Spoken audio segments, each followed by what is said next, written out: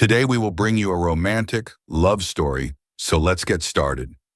Don't forget to subscribe to our channel so you don't miss any meaningful stories.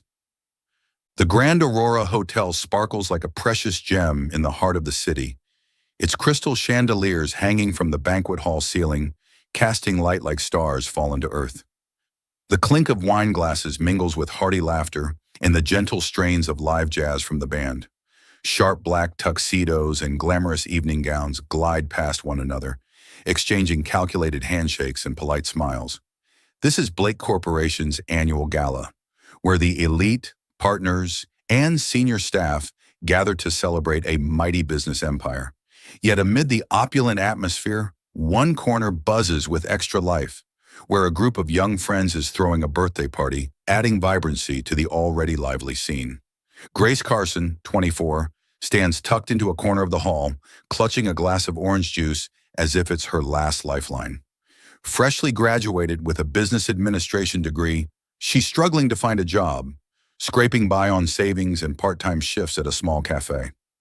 The pale green dress borrowed from Lila, her best friend from college, is slightly loose at the shoulders, making Grace fidget with the hem, worried she looks out of place among the elegant crowd. Her round face and warm brown eyes radiate kindness, but now they flicker with unease. Grace doesn't belong in this world. She's only here because of Lila's insistence. "Your 24th birthday has to be epic, Em. Come with me, I've got it all covered." Grace embodies gentleness. She always smiles, even when her heart is heavy with worries about the future. Her clumsiness, spilling drinks or tripping over her dress, often makes her friends chuckle.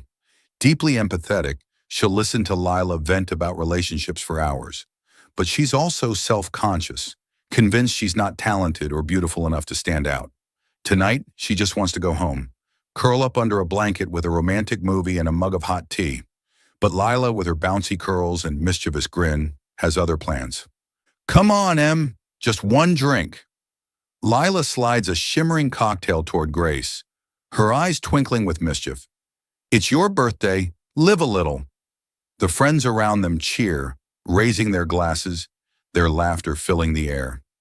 Grace, unaccustomed to alcohol, shakes her head vigorously, her loosely tied brown hair swaying. I can't handle it, Lila. Last time, one drink left me dizzy all day." But Lila's pleading eyes and the group's encouraging claps wear her down. She takes a tentative sip, the sweet fruitiness masking the alcohol's strength, easing her nerves. One drink becomes two, then three. Soon Grace's vision blurs. The jazz morphs into a strange hum, and her feet feel like they're walking on clouds. "Lila, I need a break," Grace mumbles, trying to stay upright but bumping into a middle-aged guest, nearly spilling his wine. She apologizes profusely, her cheeks flushed with embarrassment, the borrowed high heels from Lila making her wobble even more. Lila laughs loudly, guiding her to a velvet-upholstered chair. "Relax, it's your birthday. Our group's room is upstairs. If you're tired, go rest there." Grace nods, her head spinning. She vaguely recalls Lila mentioning room 2301. Or was it 3201? She's not sure. Swaying, she stumbles out of the banquet hall, leaning against the wall for balance, the flickering corridor lights intensifying her dizziness. The elevator takes her to the top floor, where a luxurious, red-carpeted hallway leads to the presidential suites. Grace doesn't notice the difference. To her, everything is a hazy blur of light and color. She pauses at a slightly ajar door and pushes it open. Soft light from a bedside lamp illuminates a king-size bed draped in white silk, looking more inviting than anything she's ever seen. Finally, "I can sleep," she mutters, collapsing onto the mattress, her dress fanning out like a wilted flower. She hugs a pillow, giggling and mumbling nonsense. "Lila, don't eat all the cake. It's my birthday. I want the chocolate part." Then she drifts into sleep, unaware she's in the room of Nathaniel Blake, the most powerful man in the building. Nathaniel Blake, 32, sits in an armchair by the window, a glass of whiskey glinting in his hand under the dim light.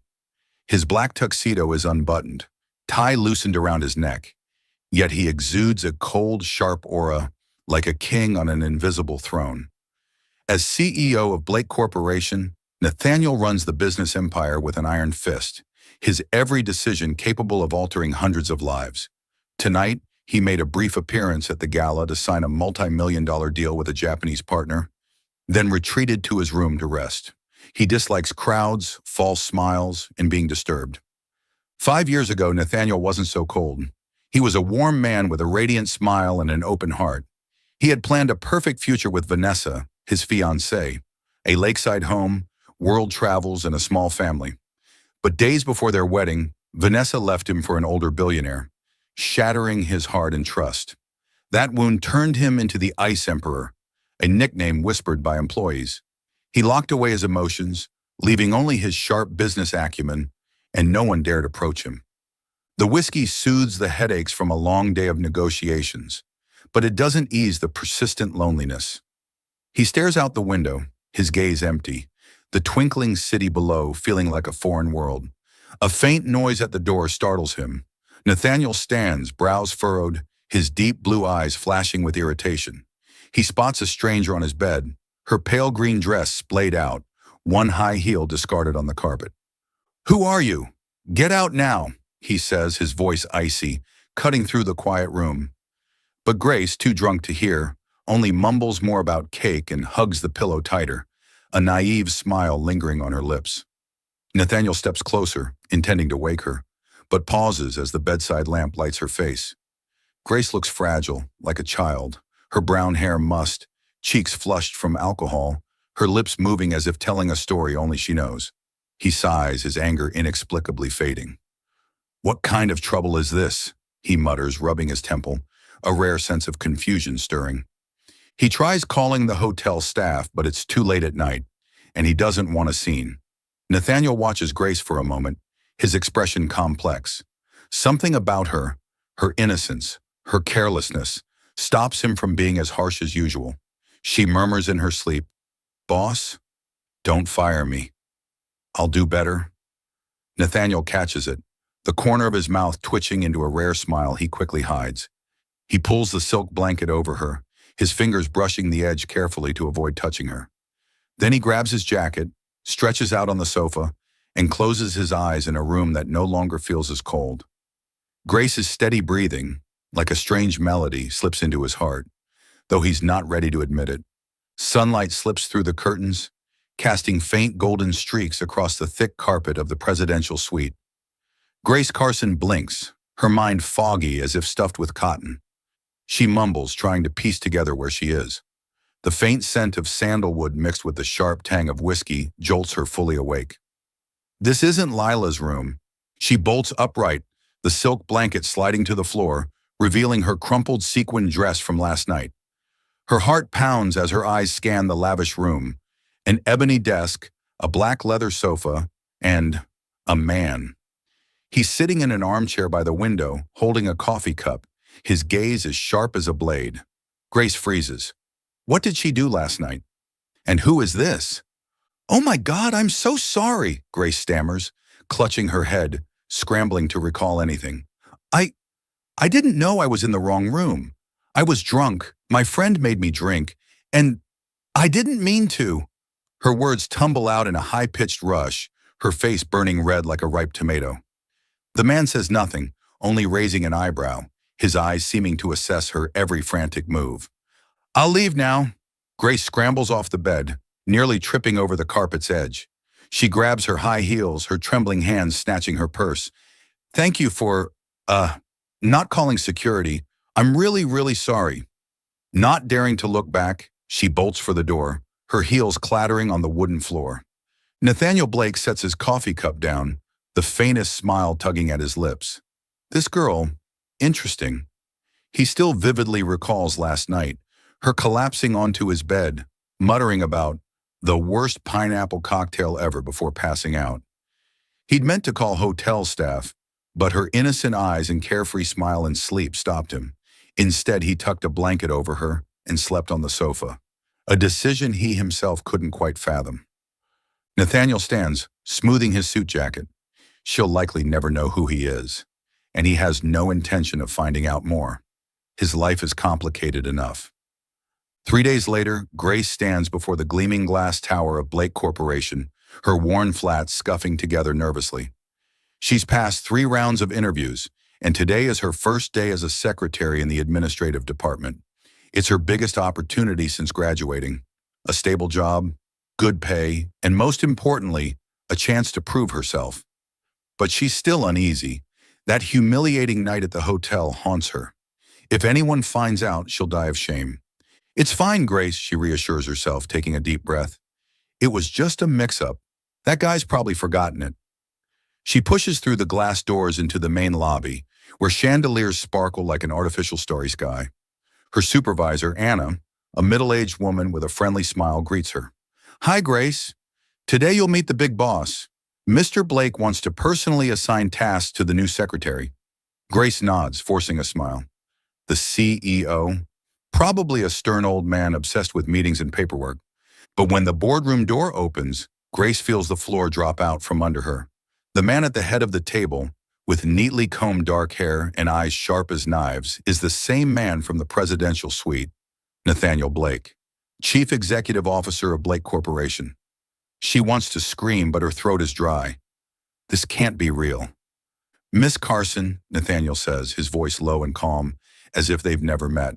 Today you'll start by organizing my meeting schedule and preparing the quarterly report. He slides a stack of documents toward her, his gaze briefly flickering over her paling face. Grace nods mechanically, her hands trembling as she takes the files. Her mind is a storm. He knows me. He definitely knows. What if he thinks I was trying to cause trouble? I'll be fired on my first day. She keeps her head down, avoiding his eyes, muttering, Yes, sir, I'll get to it. Nathaniel watches her, a spark of curiosity in his eyes. He recognized her the moment she walked in, the way she fumbles with her hair, the mix of panic and determination in her eyes. It's exactly like that night. He doesn't know why he hasn't mentioned the incident. Maybe he wants to see how she'll react. Or maybe he doesn't want her to slip out of his sight. The following days, Grace lives on edge. Every time Nathaniel calls her into his office, she braces for the words, "You're fired." But he never mentions the hotel. Instead, he assigns her minor tasks, scheduling meetings, preparing coffee, checking emails. Tasks that, according to Anna, are usually handled by his main assistant, James. Mr. Blake's acting weird, James, a tall guy with a playful grin, whispers to Grace during lunch. He normally doesn't care about new secretaries, but with you, it's like he's keeping you in his sights. Grace blushes, shaking her head vigorously. No way. He's probably just checking if I'm doing my job right. But her heart races. Nathaniel isn't just cold. He's enigmatic. Once, she accidentally spilled coffee on his desk, and instead of scolding her, he silently wiped it up, his eyes holding an unreadable glint. In his private office, Nathaniel isn't faring much better. Every time Grace appears, he feels an inexplicable stir. She's nothing like Vanessa, who broke his heart. Grace is clumsy, sincere, and has a warmth he can't ignore. But he reminds himself no emotions. He's opened his heart before, and the cost was a scar that never healed. Yet he can't stop giving her tasks. Miss Carson, review this report, he says, sliding a thick stack of documents her way. Grace nods, her eyes bright with determination. He pretends to focus on his computer, but his gaze secretly follows her.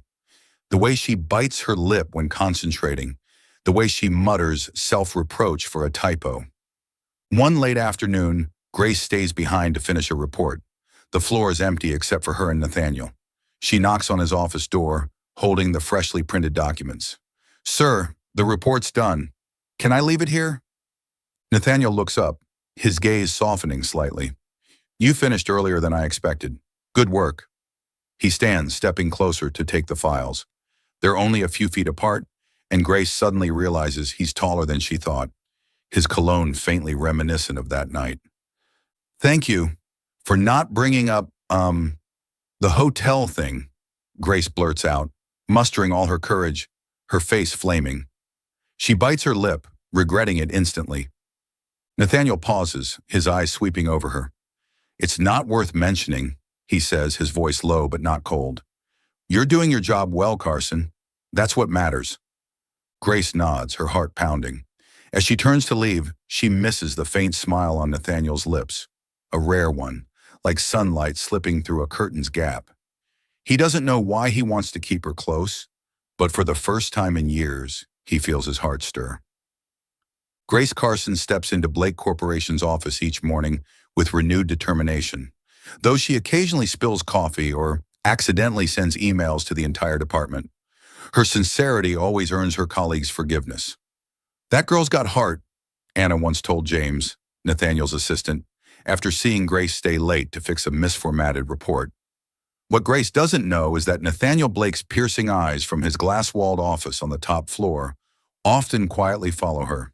Today, a light rain falls and Grace nearly arrives late after her umbrella flips inside out in the wind. She rushes into the lobby, hair soaked, her scarf dangling haphazardly over her shoulder like a forgotten ribbon.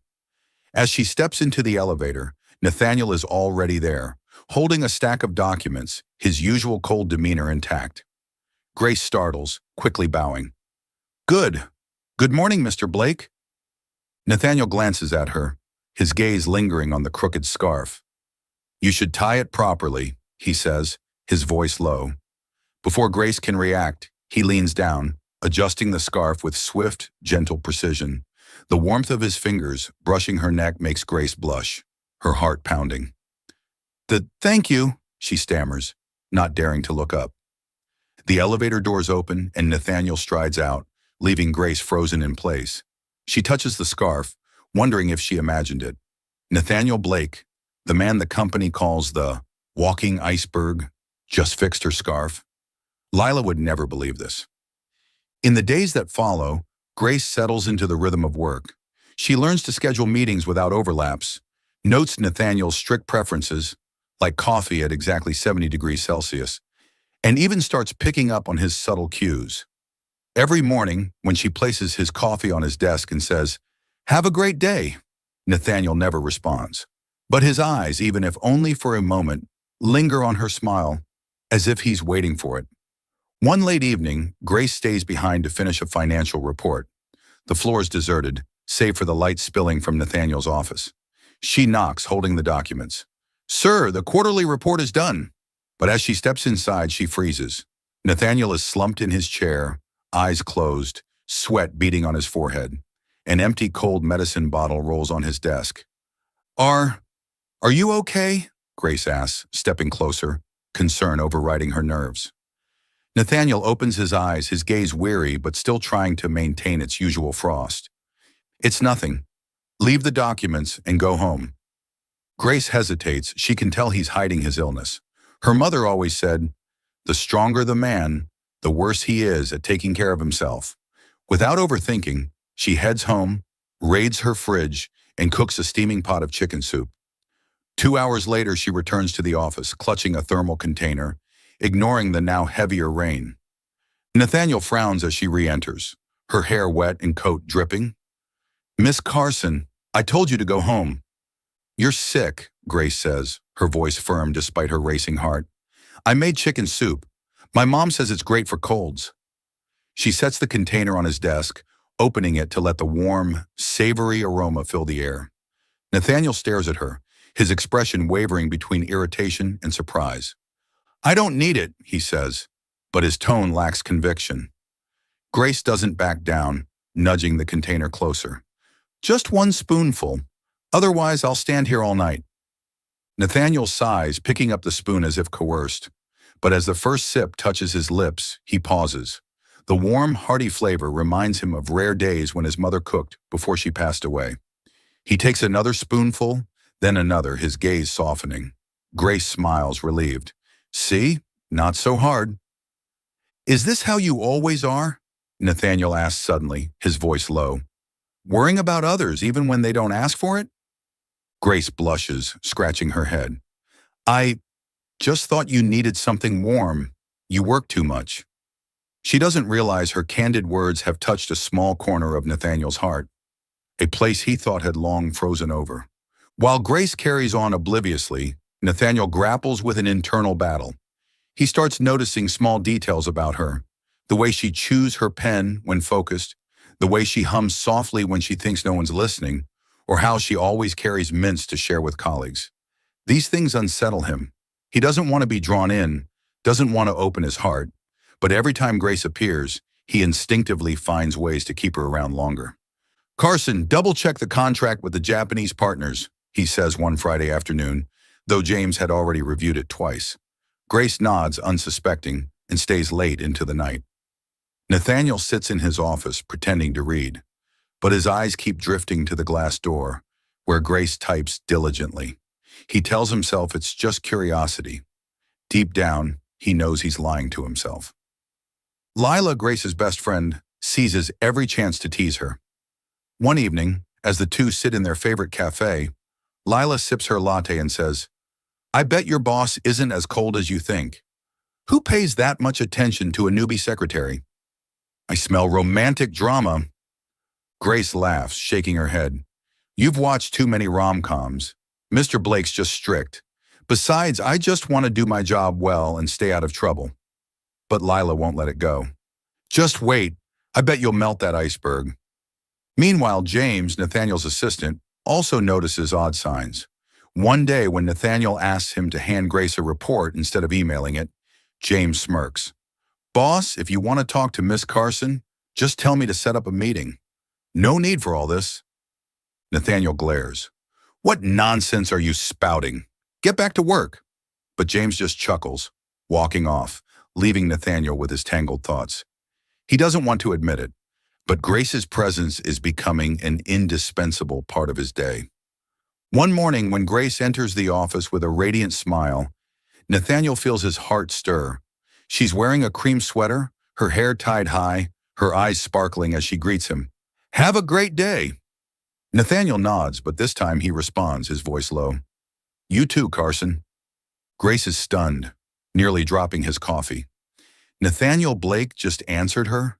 She turns away, hiding a smile, unaware that Nathaniel is watching her, his eyes holding a rare warmth. The distance between them, though still filled with barriers, is slowly being bridged by small, sincere moments.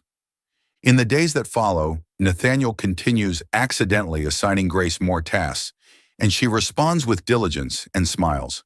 They haven't said it aloud, but an invisible thread is forming, pulling them closer bit by bit. In Nathaniel's heart, the icy barrier begins to crack, and he's unsure if he's brave enough to face what's coming. The rain patters softly against the glass tower of Blake Corporation, creating a hazy, ethereal veil. Grace Carson sits in the break room, cradling a mug of hot tea, listening to the lively chatter of her colleagues. She usually avoids office gossip, but today, the name Nathaniel Blake stops her cold. Two accountants, Sarah and Jessica, are whispering in the corner, their voices a mix of curiosity and drama. "You heard about Mr. Blake's past, right?" Sarah lowers her voice, eyes gleaming. "He was this close to getting married. His fiancée, Vanessa, was drop-dead gorgeous, but she ditched him days before the wedding. Rumor has it she ran off with some French billionaire, way richer than him." Jessica gasps softly. "No way. It's hard to believe. He's so cold now, but to think he was head over heels once? That must have wrecked him. No wonder he doesn't date anymore." Grace bows her head, pretending to focus on her tea, but her heart races. Nathaniel Blake, the man who keeps the world at arm's length, was betrayed? She imagines him standing alone in a tuxedo, waiting for someone who never came. A pang of pain tightens her chest. She knows what it's like to feel left behind, not in love, but in those moments when she felt she wasn't good enough, not enough for anyone to stay. She glances up, her eyes drifting toward Nathaniel's office. Through the glass, he's bent over documents, his face as impassive as ever. But now Grace sees him differently. Beneath that icy exterior is a Nathaniel she never knew, a man who loved, hoped, and was broken. From that day on, Grace begins to notice Nathaniel more, but not with the curiosity of a starry-eyed girl. She wants to understand him, not to invade his life, but to be a quiet companion. She doesn't push him to laugh or try to cheer him up, as Lila once suggested. Instead, she chooses small gestures, leaving a cup of ginger tea on his desk on chilly days, fixing typos in his reports with a smile, or simply listening when he assigns tasks in his steady, low voice. One late evening, with the office empty, Grace stays to help Nathaniel prepare for a critical meeting with Korean partners. Fluorescent lights illuminate a desk buried in documents, and Nathaniel, though still impeccably composed, has a trace of exhaustion in his eyes. Grace sits across from him, diligently taking notes, occasionally glancing up to ensure he's okay. "You don't need to stay," Nathaniel says suddenly, his voice slightly hoarse. "It's late." Grace smiles, shaking her head. "It's fine, sir. I want to make sure everything's perfect for tomorrow's meeting. You always say details are everything, right?" She winks, hoping to lighten the mood. Nathaniel looks at her, a flicker of surprise in his eyes. Then, as if caught in an unguarded moment, he blurts out, "My mother used to say that. She'd check every cookie before bringing them to a party, even if it was just my backyard birthday." Grace looks up, startled. Nathaniel just shared something personal? She keeps her tone casual, not wanting him to retreat. "She sounds very thorough. Your birthdays must have been fun, huh?" Nathaniel pauses, as if realizing he's exposed a piece of his past. He turns away, gazing at the dark window. "They were ordinary, just some balloons and a burnt cake. But I miss those days." His voice drops, carrying an indescribable sadness. Grace doesn't press. She nods, offering a gentle smile. "Sounds cozy. I always ruin birthday cakes. Once I dumped a whole jar of sugar into the batter, and my family was sick of sweets for days." She laughs, hoping her silly story will pull him from his melancholy. Nathaniel glances at her, the corner of his mouth twitching into a faint, almost imperceptible smile. "You're a disaster in the kitchen," he says, but his tone lacks its usual frost. Grace laughs loudly, feeling like she's cracked a thin layer of ice. But as she leaves the office that night, Nathaniel stays behind, gripping his pen tightly. He doesn't want to remember his mother or the happy days Vanessa erased with her betrayal. Sharing even a small memory with Grace scares him. He's built a wall around his heart. So how does this girl slip through so easily? In the days that follow, Grace continues to be a quiet presence in Nathaniel's life, never loud or demanding. She leaves a cookie on his desk with a note saying, "Have a great day." She straightens his crooked tie before a meeting, her eyes bright but ascended to heaven, but never crossing boundaries. Each gesture is gentle, like water wearing down stone, and Nathaniel, though reluctant to admit it, begins to feel that warmth. One afternoon, as Grace brings documents to his office, she accidentally drops a stack of papers. Nathaniel bends to help, and when their hands brush, both freeze. Their eyes meet for a fleeting moment, and Grace sees a struggle in his gaze, between a desire to connect and a fear of being hurt. She smiles, standing up, pretending nothing happened. "Thanks, I'm such a klutz." Nathaniel doesn't respond, but as she leaves, he watches her, his heart heavy. He wonders if he's stepping onto a dangerous path where his heart could break again. Yet he can't deny it. Grace's presence makes him want to try, even just a little, to trust again. Lila, during a weekend coffee date, notices a change in Grace's tone when she mentions Nathaniel. "You like him, don't you?" Lila asks, eyes gleaming. Grace blushes, shaking her head. "It's not like that. He seems lonely. I want to help, like a friend." Lila raises an eyebrow. "Friend? You make him soup, stay late with him, and now you're talking about his ex-fiancée? Grace, that's not friend. That's the start of a romance novel." Grace laughs, but deep down she knows Lila isn't entirely wrong. She doesn't dream of a love story with Nathaniel. He's too distant, too guarded, but she can't stop caring, can't stop hoping that one day he'll smile more. Not just for her, but for the world. Meanwhile, Nathaniel sits in his office, staring at the cookie Grace left. He picks it up, takes a bite, and the sweetness spreads. He thinks of Vanessa, who called him too rigid, unworthy of love. Then he thinks of Grace, who asked for nothing but that he eat soup or smile. For the first time in years, Nathaniel feels he could be a better version of himself, if he dares. But he also knows every step closer to Grace is a step away from his safe walls. And that terrifies him more than anything. A sudden blizzard sweeps in, turning the roads leading out of the small Vermont town into a sea of white. Nathaniel Blake grips the steering wheel, his sharp eyes scanning the thick curtain of snow. Beside him, Grace Carson clutches her wool coat, her breath forming small clouds in the frigid air of the SUV.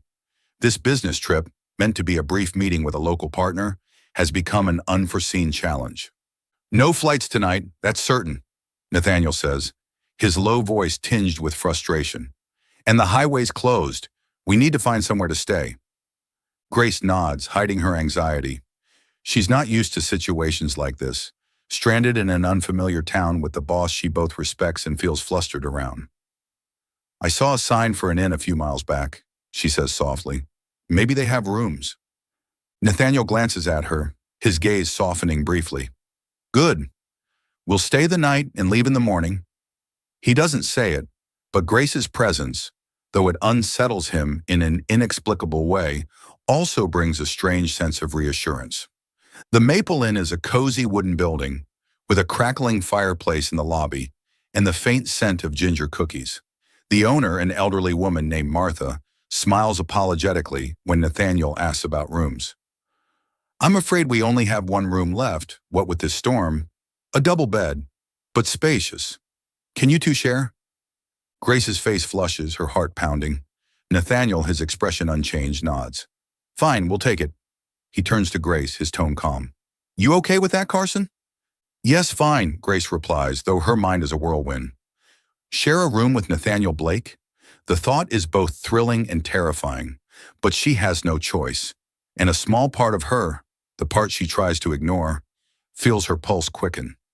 The room is small but warm, with a double bed covered in a checkered wool blanket, a worn armchair, and a window overlooking the snowy void.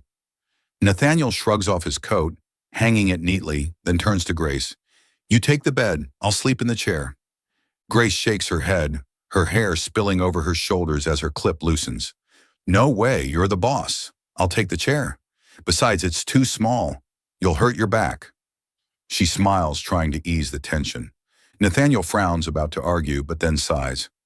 "We'll figure it out later. I need to check emails." He sits in the chair, opening his laptop, but his eyes keep drifting to Grace, who's rummaging through her suitcase for pajamas. The evening passes in awkward silence, broken only by the howling wind outside and the faint crackle of the lobby fireplace echoing upstairs. Grace, after showering and changing into panda-printed pajamas, sits cross-legged on the bed, scrolling through her phone. Nathaniel, still in his white dress shirt with rolled-up sleeves, tries to focus on his laptop, but his mind wanders. Her silly pajamas, her carefree smile as she reads texts from Lila, it all draws his gaze. "Aren't you cold?" Nathaniel asks suddenly, breaking the silence. Grace looks up, surprised. "A bit, but I'm okay. This inn's warmer than I expected." Nathaniel stands, grabbing a spare blanket from the closet and tossing it to her. "Put it on. I don't need my secretary catching a cold." His tone is curt, but the gesture is gentle. Grace smiles, pulling the blanket over herself. "Thanks. You should rest too. You've been working all day." He doesn't reply, but his gaze lingers on her longer than usual. Then, as if to break the moment, he steps onto the small balcony to check the weather.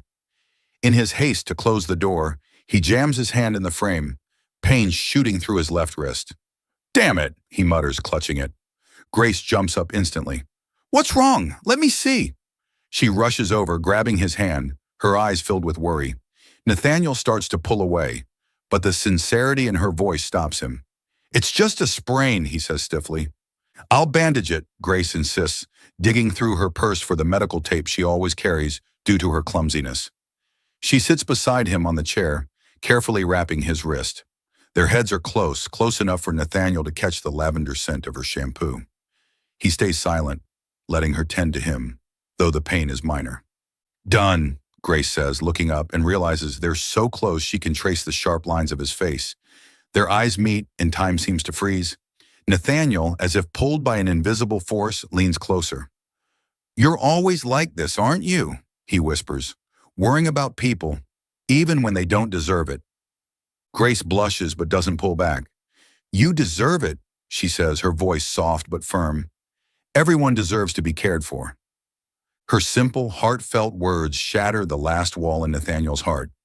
He leans down, his lips meeting hers, gentle but intense. Grace freezes for a second, then kisses him back, her hands instinctively gripping his shirt. The kiss deepens, as if they're pouring out every suppressed emotion. Nathaniel pulls her into his arms, her warmth melting the ice within him. That night, in the small inn room amid the blizzard, they cross the line between boss and employee. Nathaniel is gentle, careful, realizing it's Grace's first time. He whispers an apology for not giving her a more perfect moment, but Grace just smiles, pulling him closer. "I don't need perfect," she says. "I just need you." At dawn, faint sunlight pierces the snowy haze, illuminating them lying together under the wool blanket. Grace wakes first, her face still flushed from the night before. She looks at Nathaniel, sleeping peacefully with a rare calm, and feels a mix of joy and shyness. She hopes last night wasn't just an impulse, but the start of something deeper. But when Nathaniel wakes, his eyes carry a struggle. He looks at Grace, his heart aching. She's too pure, too good, and he, a man scarred by his past, might not be worthy. "Carson," he says, his voice hoarse. "Last night, I shouldn't have let it happen." Grace sits up, her heart tightening. "Do you regret it?" she asks, trying to keep her voice steady, though her eyes betray her hurt. Nathaniel shakes his head, his hand clenching. "It's not regret, but you deserve someone better.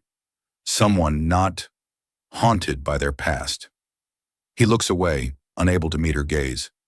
Grace takes a deep breath, standing and grabbing his hand. "You don't get to decide for me, Nathaniel. I choose you, with everything you are." Her voice trembles, but it's resolute. "Don't push me away just because you're scared." Nathaniel looks at her, his eyes wavering. He wants to believe her, to hold on to this moment, but the fear of betrayal surges. He says nothing, only nods, and they begin preparing to leave the inn as the roads clear. On the drive back, the air between them is heavy. Grace tries to keep smiling, but her heart is a storm of emotions. She doesn't regret last night, but Nathaniel's words make her wonder if he'll ever truly open up. Nathaniel, gripping the wheel, wrestles with himself. He knows he loves Grace, but that love comes with a fear he's not ready to face. The blizzard has passed, but another storm brews in their hearts, and neither knows whether it will tear them apart or bind them closer. Late winter in New York is bitterly cold, with icy winds sweeping through the bustling streets as if trying to steal the last traces of warmth. Grace Carson steps into Blake Corporation's office with dark circles under her eyes, her heart heavy. A month has passed since that fateful night at the Maple Inn, where she and Nathaniel Blake crossed a line, leaving her with a memory both sweet and painful. But since then, Nathaniel has grown more distant than ever. He still assigns tasks, still calls her into his office with his steady, low voice, but the warmth in his eyes is gone. He keeps her at arm's length, as if that night never happened. Grace tries to convince herself he just needs time, but every time she smiles or leaves a coffee on his desk, Nathaniel only nods, offering no response. His words from the inn, "You deserve someone better," echo in her mind, a reminder that she doesn't belong in his world. And this morning, a new secret sends her into panic. She's pregnant. She discovered it in the bathroom of her small apartment, when the test showed 2 clear lines. Her hands trembled, tears streaming down her face. This should have been a joyful moment, but with Nathaniel's indifference and the growing distance between them, she feels only fear. She doesn't know how to tell him, not when he seems to have rebuilt the icy wall around his heart. That day, Grace arrives at the office in turmoil. She brings a stack of documents to Nathaniel's office, hoping a brief moment might rekindle some connection. But as she opens the door, she freezes. A woman stands before his desk, her golden hair shimmering, her red dress clinging to a perfect figure. She smiles, her voice sweet as honey. "Nat, I know I was wrong, but I came back for you. We can start over." Vanessa, Nathaniel's former fiancée, who left him before their wedding for a billionaire. Grace feels her heart shatter as Vanessa steps forward, wrapping her arms around Nathaniel. "I missed you," she whispers, her voice thick with emotion. Nathaniel stands still, his expression unreadable, but he doesn't push her away immediately.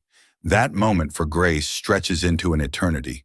She sets the documents on the desk with a soft clack, turns and bolts from the room. Nathaniel calls after her, "Carson," but she doesn't stop. The image of Vanessa in his arms is a knife, tearing through the fragile hope she'd clung to. He still loves her, doesn't he? Everything they shared, the chicken soup, the kiss, the night at the inn, was just a mistake. And the baby in her womb. How can she face Nathaniel when he clearly doesn't want her in his life? In the break room, Grace sits dazed, clutching a cold glass of water. Lila on the phone tries to comfort her. You don't know the whole story. It could be a misunderstanding." But Grace shakes her head, tears falling. "You didn't see his eyes, Lila. He didn't push her away. And for a month, he's treated me like a stranger. I think I don't belong here." Back at her apartment, Grace stares at the pregnancy test on the table, her heart torn. Part of her wants to stay, to tell Nathaniel about the baby, to believe he'll change. But the larger part, the part wounded by his coldness, by his claim that he's unworthy, and by the sight of Vanessa embracing him, whispers that leaving is the right choice. She doesn't want to force Nathaniel into a responsibility he doesn't want, and she can't bear to stay, watching him return to his ex. With trembling hands, Grace opens her laptop and drafts a resignation letter. She types each word, every letter like a cut to her heart. "Dear HR Department, I hereby submit my resignation from Blake Corporation, effective in 1 week." She sends the email, shuts the laptop, and buries her face in her hands, sobbing. She'll leave New York, return to her hometown in Ohio, where she can start over, raising the baby alone. Nathaniel will never know about their child, and perhaps that's for the best. In his office, Nathaniel clenches his fists, his eyes blazing with anger. Vanessa still stands there, trying to maintain her seductive smile, but he's no longer the man who loved her blindly. "You think I'd forgive you?" he snaps.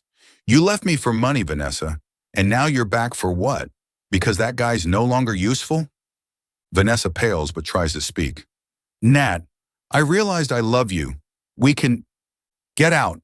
Nathaniel cuts her off, his voice icy. "And don't ever show your face again." He points to the door, his gaze unwavering. Vanessa, realizing she has no chance, turns and leaves, leaving behind a tense, silent room. Nathaniel sits, rubbing his temples. Vanessa's sudden embrace caught him off guard, and Grace's pained expression as she fled haunts him. For the past month, he's kept his distance from Grace. Not because he doesn't love her, but because he's afraid. Afraid he'll hurt her, as Vanessa hurt him. But now he realizes his silence has pushed Grace away. He opens his phone, about to text her, but hesitates. He doesn't know what to say to fix this mistake. All he knows is that he loves her, a love fiercer than anything he's ever felt. But when James enters at the end of the day, carrying an email from HR, Nathaniel's world collapses. "Grace submitted her resignation," James says, his voice worried. "She wants to leave in a week. Boss, what's going on?" Nathaniel reads the email, his hands shaking. "She's quitting?" he mutters, his heart constricting. He leaps up, grabbing his coat, but James stops him. "Boss, she's not at the office anymore. I checked. She left at noon." Nathaniel races out of the building, heedless of the freezing rain. He calls Grace, but she doesn't answer. He goes to her apartment, pounding on the door, but no one responds. The rain soaks his coat, but he doesn't care. He's lost her, and the thought chokes him. He doesn't know about the baby, doesn't know the pain Grace is enduring. All he knows is he has to find her before she disappears from his life forever. Grace sits on her sofa, her suitcase packed. She looks at a photo of her and Lila on the table, tears streaming down. She doesn't want to leave New York, doesn't want to abandon her memories with Nathaniel, but she can't stay, not when her heart is broken and her baby needs a future free from what can never be. She'll take the morning bus, leave the city, and Nathaniel will never know the truth. Are you still following the story? If you were Grace, would you have acted like she did? Share your thoughts in the comments below, and don't forget to subscribe to our channel so you won't miss any of our heartwarming stories. Rain pours over New York like a gray curtain, turning the streets into rivers. Nathaniel Blake races through the crowd, his coat soaked, hair plastered to his forehead, but he doesn't care. It's been 3 days since he received the email announcing Grace Carson's resignation. 3 days of living in a nightmare. He's called her dozens of times, gone to her apartment repeatedly, but she's vanished. No explanation, no trace. Only a gnawing pain in his chest. The realization that he might have lost her forever. Nathaniel isn't one to panic. As CEO of Blake Corporation, he's always in control. But Grace, the clumsy girl with the warm smile, has turned his world upside down. He pushed her away out of fear of being hurt, and now with her gone, he realizes how deeply he loves her. He can't let her disappear, not when his heart beats only for her. His desperate search begins. He questions James, checks every address tied to her in HR records, even contacts Lila, Grace's best friend. Lila, after some hesitation, reveals that Grace might have left New York for Ohio, her hometown. "She's really hurt, Mr. Blake," Lila says over the phone, her voice laced with reproach. "If you truly care, find her before it's too late." Nathaniel doesn't hesitate. He books a flight to Columbus, Ohio, and rents a car to drive to Granville, the small town where Grace went to college. Rain falls relentlessly, as if the sky is weeping for him. He drives through places familiar to Grace, her old dorm, the library where she studied, and finally a small cafe called Awakening, where she worked as a student. Lila mentioned Grace loved this place, returning whenever she needed comfort. The cafe is warm, filled with the aroma of roasted coffee and waffles. Grace sits in her usual corner by the window, clutching a cold latte. She wears a gray sweater, her hair tied low, her eyes red from crying. Her suitcase rests at her feet, a bus ticket to her hometown tucked in her coat pocket. She left New York this morning, telling only Lila. She wants to start over, to raise her baby alone, far from Nathaniel and the pain he's caused. But sitting here in this familiar space, she can't stop thinking of him. His rare, gentle gaze, his fleeting smile, and the night at the inn that changed her life. She touches her stomach, where a tiny life grows. She hasn't told Nathaniel, afraid he'd stay out of duty, not love. The image of Vanessa embracing him, coupled with his month-long indifference, convinced her leaving was right. But her heart aches, yearning for a miracle where he'd appear and say he needs her. The cafe's doorbell jingles, snapping Grace from her thoughts. She looks up, and her heart stops. Nathaniel stands there, drenched from head to toe, his eyes frantically scanning the room. When he sees her, time freezes. "Grace," he whispers, his voice hoarse, stepping closer. Grace is stunned, her grip tightening on the latte. How are you here?" She stands, her voice trembling. "How did you know where I was?" Nathaniel approaches, ignoring the curious stares from other patrons. "I looked for you everywhere," he says, his voice raw with emotion. "New York, your apartment, every place I thought you might be." "I can't let you go, Grace. Not like this." Grace steps back, tears spilling. "You don't have to do this. I saw you with Vanessa. I know you still love her, and you said you weren't worthy of me. For a month, you treated me like a stranger. I can't stay, Nathaniel." Nathaniel shakes his head, closing the distance despite her retreat. "You're wrong," he says, his voice pained. "Vanessa means nothing to me. She hugged me, but I sent her away. I don't love her, haven't since she betrayed me. The one I love is you, Grace. You stumbled into my room, into my world, and now I can't let you leave." His words hit Grace like a tidal wave, crashing into her heart. She covers her face, sobbing. "But you pushed me away. You made me think I didn't matter. I didn't know what you felt, and I couldn't take it anymore." Nathaniel kneels before her, heedless of the wet floor and the shocked gazes around them. He takes her hands, his eyes resolute. "I was scared, Grace. Scared I'd hurt you like I was hurt. But I was wrong. You changed me, made me want to live again, to love again. I'm not promising perfection, but I promise to spend my life making you happy. Please don't go." Grace looks at him, her heart torn. She wants to believe him, to fall into his arms, but the pain holds her back. Then, as if she can't hold it in any longer, she blurts out, "I'm pregnant, Nathaniel. Your child. I was going to leave because I thought you didn't want us." Nathaniel freezes, his eyes widening. "Pregnant?" he repeats, his voice shaking. Then, as if every piece falls into place, he pulls her into his arms, holding her tightly despite her feeble push. "God, Grace, why didn't you tell me? I want you. I want our child. I won't let you go. Ever." Grace sobs in his embrace, a mix of pain and joy. "But what if you change your mind? What if you get scared and push me away again?" she whispers, her voice breaking. Nathaniel kisses her forehead, rain mingling with tears. "I swear, Grace, I'll be with you and our child, no matter what. You're my home." He holds her tightly, as if afraid she'll vanish. The cafe falls silent, save for the sound of rain and Grace's soft sobs. Patrons smile, some wiping tears. Grace, though still hurting, feels her heart warm. She doesn't know what the future holds, but in this moment, she chooses to trust him. They leave the cafe, Nathaniel holding Grace's hand, leading her to the car. The rain still falls, but it's no longer cold. He opens the car door, draping his coat over her shoulders. "We're going back to New York," he says gently. "Together, and we'll do this right." Grace nods, her hand resting on her stomach. She's still afraid, but Nathaniel's steadfast gaze gives her hope. They found each other in the storm, and now they'll build a future together, for themselves and the child to come.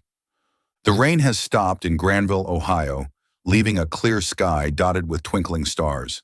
In the SUV parked outside Brood Awakening, Grace Carson sits beside Nathaniel Blake, her hands still trembling after his emotional confession. She looks at him, the man once cold as ice, now drenched and with eyes full of longing. "I want to believe you, Nathaniel," she says, her voice soft but firm. "But I need time, and I need you to prove you won't push me away again." Nathaniel nods, grasping her hand, his warmth seeping through her cold skin. "I'll do everything to make you trust me," he says. "I promise, Grace, not just for our child, but because I love you." He pauses, his gaze tender. "We'll take it one step at a time, okay?" Grace smiles, though her heart still bears scars. She sets boundaries. No rushing, no pressure, and he must be more open about his feelings. Nathaniel agrees, and they return to New York together, carrying a fragile but fierce hope. Grace doesn't discard her bus ticket, keeping it in her pocket as a reminder that she has the power to choose her own happiness. A year later, the Waldorf Astoria in Manhattan glows with lights and laughter. The gala celebrating Blake Corporation's 20th anniversary is a grand affair, with sparkling champagne and a string quartet playing Clair de Lune.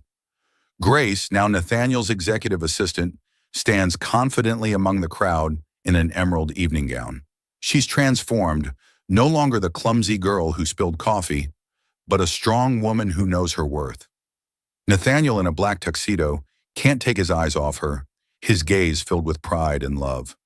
Over the past year, Nathaniel has kept his promise. He's learned to share, telling Grace stories of his childhood, his mother, and the fears that once held him captive. He's taken her to cozy diners, held her hand through Central Park, and reminded her daily that she's the center of his world. When Grace went into labor 2 months ago, Nathaniel stayed by her side for 12 hours, holding her hand and whispering comfort. Their daughter Lily was born with eyes just like his, and in that moment, Nathaniel knew he'd found his family. At the gala, as Nathaniel's speech begins, all eyes turn to him. He stands on the stage, his voice warm and steady. Blake Corporation isn't just a company, it's a family. And tonight, I want to thank the person who taught me that. He looks directly at Grace, his eyes shining. "Carson, will you come up here?" Grace is stunned, her face flushing as the crowd applauds. She steps onto the stage, trying to stay composed despite her racing heart. "What are you doing?" she whispers, raising an eyebrow. Nathaniel only smiles, then, to the astonishment of hundreds of employees, he kneels, pulling a red velvet box from his pocket. Inside is a simple, elegant diamond ring. "Grace Carson," he says, his voice thick with emotion. "You came into my life like a storm, turning everything upside down. You taught me how to love, how to trust, how to live. I don't promise you the world, but I promise to spend my life loving and protecting you and Lily. Will you marry me? The crowd cheers, some wiping tears. Grace, now more confident than ever, crosses her arms, pretending to ponder. Let's see. You made me work overtime, spilled coffee on reports, and had me fix your crooked ties. Should I say yes? She winks and the room erupts in laughter. Nathaniel laughs, a rare, radiant smile. I'll fix your ties every day if that's what you want. He stands, pulling her close, whispering, Say yes, Carson, or I'll kneel all night. Grace laughs, tears glistening. All right, Nathaniel Blake. Yes. She extends her hand, and he slides the ring onto her finger amid thunderous applause. He kisses her, a kiss both sweet and fierce, as if the world holds only them.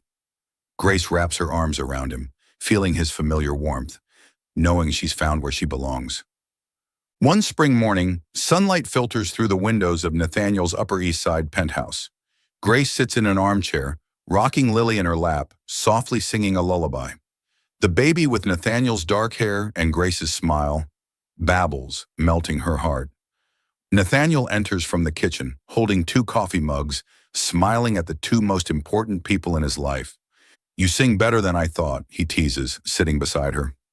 Grace raises an eyebrow. And you make worse coffee than I expected. Next time, I'm doing it. Nathaniel laughs, pulling her close, careful not to disturb Lily. He kisses her forehead, his eyes full of love. Thank you, Grace, for everything. Grace leans into him, feeling his steady heartbeat. Thank you for not kicking me out of that hotel room, she says playfully. Nathaniel chuckles, holding her tighter. My best mistake. The penthouse fills with laughter and Lily's babbles. Outside, New York buzzes, but in this home, time slows. Grace and Nathaniel have weathered storms, from a drunken stumble into the wrong room to heart-wrenching misunderstandings, to find each other. They're not perfect, but they have each other, Lily, and a future brimming with hope. In a quiet moment, Grace gazes out the window, where sunlight glints off skyscrapers. She remembers the clumsy girl who got drunk and lost her way, and smiles. She's found not just love, but herself. Nathaniel, beside her, laces his fingers with hers, knowing he's learned to love again because of her. Together, they've built a family, not just with love, but with trust and the courage to face any challenge. Their story, sparked by a silly mistake, closes with an eternal promise that no matter what life brings, they'll